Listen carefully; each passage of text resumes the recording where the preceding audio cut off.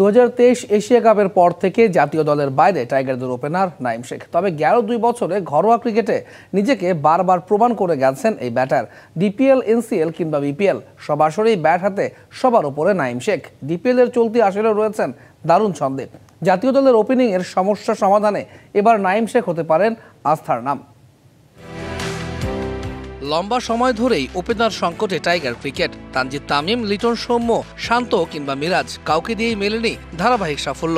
Bowling unit নিয়মিত perform করলেও top অর্ডারদের ব্যর্থতায় সাম্প্রতিক বৈশ্বিক আসরগুলোতে মুখ থুবড়ে পড়েছে বাংলাদেশ। দলের ওপেনিং সমস্যা সমাধানে আশার আলো দেখাচ্ছেন নাঈম শেখ। 3 ফরম্যাটেই জাতীয় দলের হয়ে মাঠে নেমেছেন নাঈম, তবে কাজে লাগাতে পারেননি সুযোগ। ব্যর্থতার গ্লানি সঙ্গী করেই বাদ পড়েছেন দল থেকে। অবশ্য বর্তমান প্রেক্ষাপট বলছে ভিন্ন কথা। সাম্প্রতিক সময়ে ঘরোয়া ক্রিকেটে আলাদাভাবে নজর কেড়েছেন এই বাঁহাতি ওপেনার।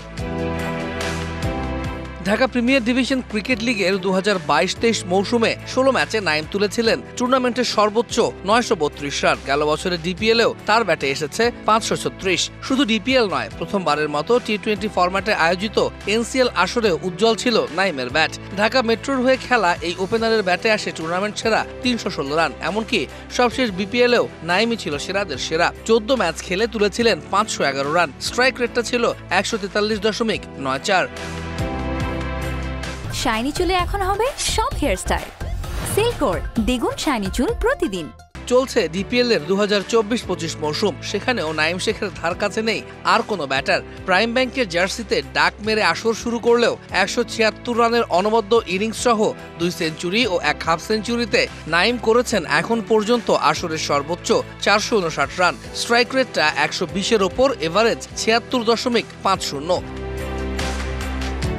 ঘরোয়া ক্রিকেটে ধারাবাহিক এই পারফরমেন্স বলছে জাতীয় দলের জন্য কতটা প্রস্তুত নাঈম শেখ। 2023 এশিয়া কাপে বাদ পড়া নাঈম আর লাল সবুজের জার্সিতে সুযোগ না পেলেও এবার নির্বাচকদের গুডবুকে রয়েছে তার নাম। সব মিলিয়ে বলাই যায় নাঈমের জাতীয় দলে ফেরা এখন সময়ের ব্যাপার মাত্র। তৌহিদুল ইসলাম, ডিবিসি নিউজ ডেস্ক।